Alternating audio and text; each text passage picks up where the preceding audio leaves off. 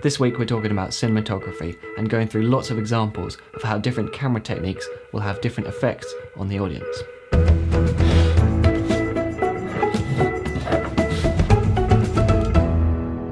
Hello, my name is Simon Cade and this is DSLR Guide. So this is the first part in a series all about cinematography, where we'll be looking at using the camera and lighting to tell stories. So in this first part, we're focusing on where to place the camera and how to set up the layout of your scene so that we can get a certain reaction from the audience. So the first thing to think about is depth. Now, I think that this is one of the biggest differences between amateur filmmaking and the movies that we see at the cinema. So what I mean by depth is when the images look three-dimensional, when there's a big difference between the foreground elements, the midground, and the background. And this can usually be achieved by looking out for perspective lines going off into the distance, or another thing you can do is have a frame in the foreground, something which provides a natural frame. This can really help to add some real depth, and it makes the shots a lot richer and more pleasing to the eye. If you look at any painting or photo or any shot from a film, they often have really nice depth in them, which makes it a really rich frame.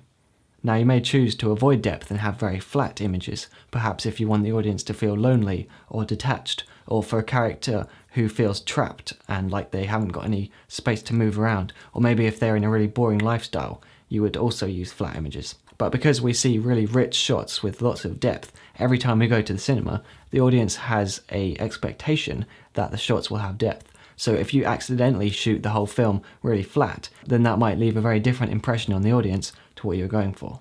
Now, I believe it was Alfred Hitchcock who said that the size of something within the frame is directly reflecting how important it is to the film.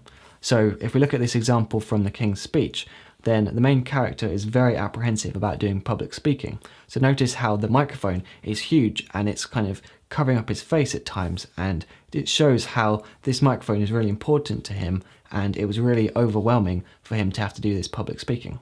Now, this is also commonly used to show the relationship between characters.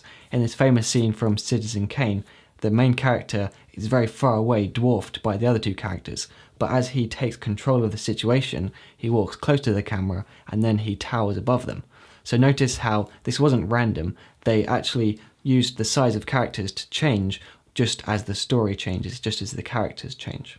Now, the next thing is contrast. Our eyes are naturally drawn to high contrast parts of an image. So if you put your main character behind something that's very low contrast and doesn't make them stand out, then it can often be hard for the audience to even see where they are.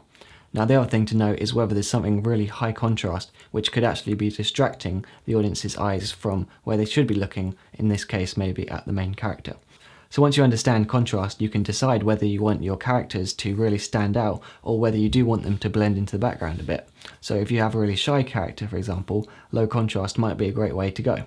So in general though, you don't want the audience to have to search around and look for them. The kind of standard is to have high contrast so that they can see what's going on.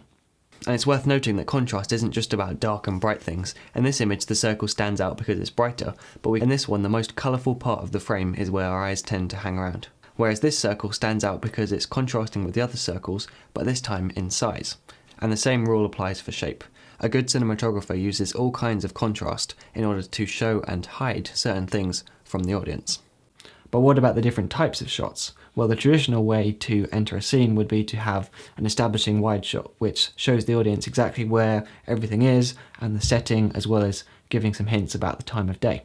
But what if you decided to be unconventional and just throw the audience straight in with a close-up so they don't really know what's going on? Maybe they feel a bit disorientated, but that could work very well for your scene, depending on what kind of vibe you're going for. On a more practical level, wide shots can be important to show body language or props or maybe even costume. So let's say you have someone walking down the street and they're really frustrated, so they keep kicking this can.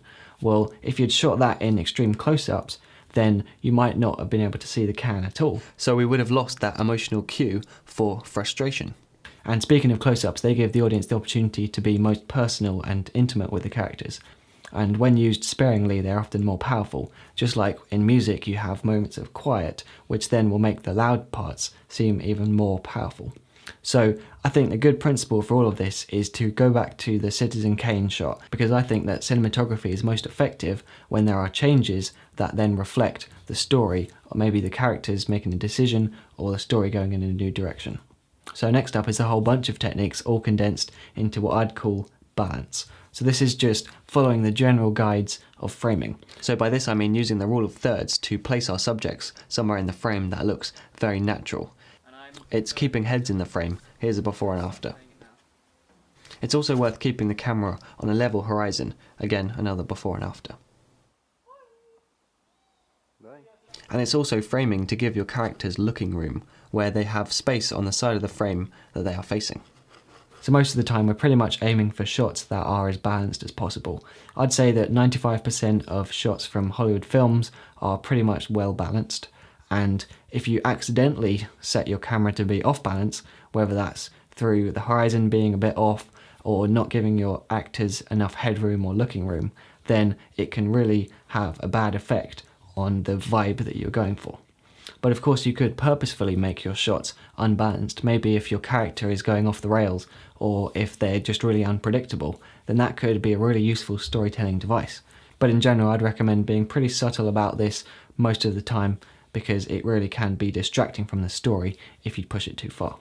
So how far away from each other you position characters can say a lot about their relationship. So let's say you have a shot of a kid who's feeling really left out, where you might actually make some distance between them and the other people to show that emotional distance. And of course you can flip this by having your characters close together, which suggests trust and intimacy. And in a great blog post by Shane Hulbert, he talks about how in his film Crazy Beautiful, he used over-the-shoulder shots with plenty of distance to begin with, but then as their relationship deepened, the gap between them closed. And finally, let's talk about the height of the camera. Now, if you set it up at eye level, then you're giving a pretty neutral impression to the audience, but then think of the phrases, they really look up to them, compared to, oh yeah, they really look down on them. They have very big connotations. Looking up to someone makes them sound quite heroic, while looking down on someone makes them sound quite vulnerable. So in films, they often use this as a very simple way to establish who has the dominance in a scene.